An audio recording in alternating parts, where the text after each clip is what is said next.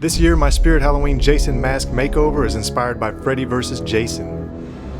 In order to get started, I went down to my local Spirit Halloween store and I bought this funny looking Jason mask. I resized all of the vent holes to 3/8 of an inch wide.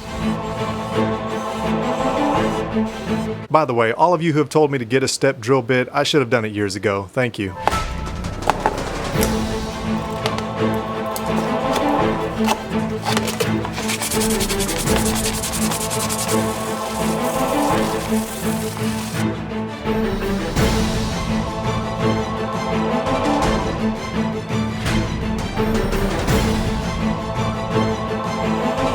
I drilled 1/4 inch cheek holes as seen on the movie mask. I then drilled holes for the straps that are 3/16 of an inch wide.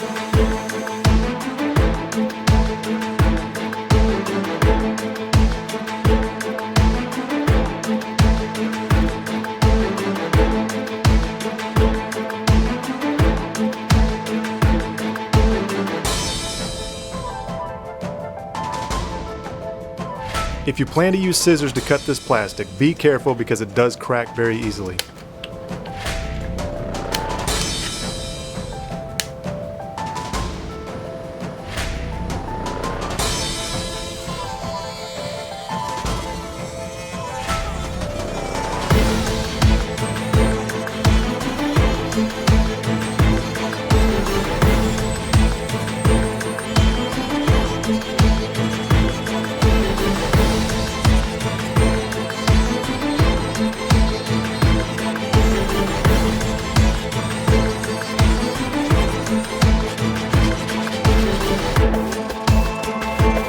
Be careful cutting the slash marks. The trick is to cut deep, but not through the mask.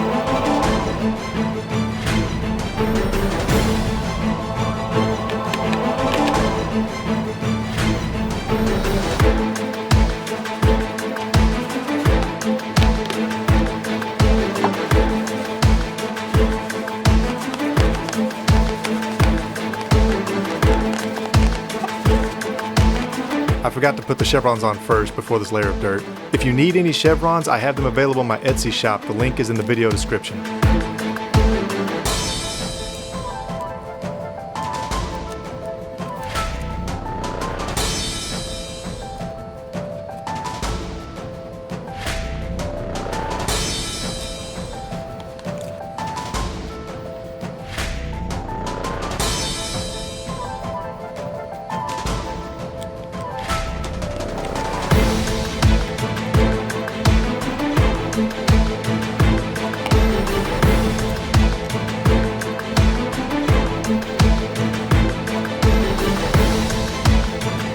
I went overboard with the first layer of dirt, so I'm using a damp rag to remove some of it now.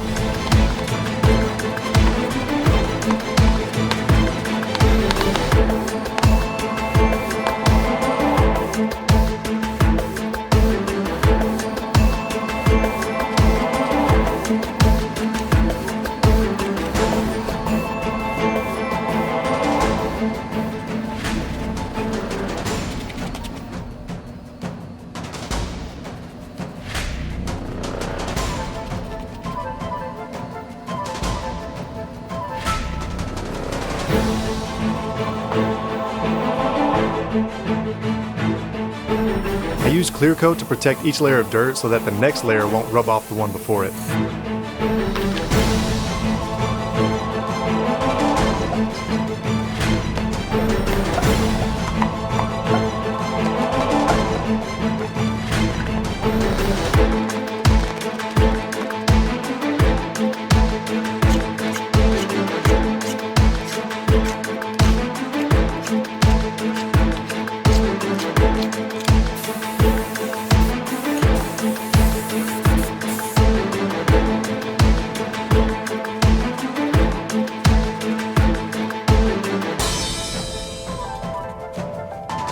Dry brushing is another great way to add dirt. It creates a softer, less gritty look than using the rag method.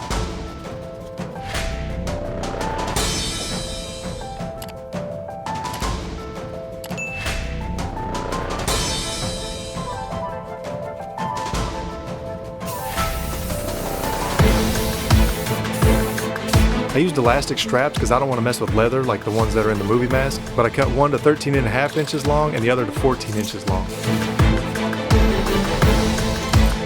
I looped the longer strap around the shorter strap and used hot glue to secure it.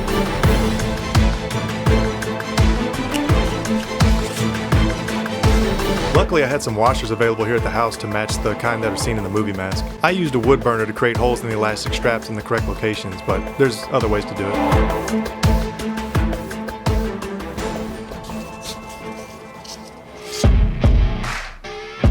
I used my snap buttons in reverse and flipped them around as kind of a cheat to create that rivet washer look like the movie mask. The only catch here is that the stud was barely long enough with the mask, strap, and washer all being included. I wasn't sure it would actually secure, but luckily it did.